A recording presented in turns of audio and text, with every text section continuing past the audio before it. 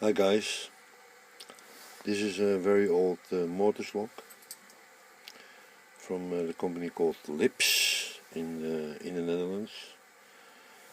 This is the blank that I have to make on this lock.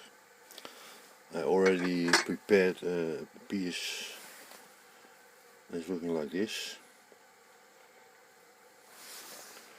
As you can see, there are some extra securities built in this lock, so you can't use any other key, and only just this key to make sure you have the right one. This one goes in already. It turns.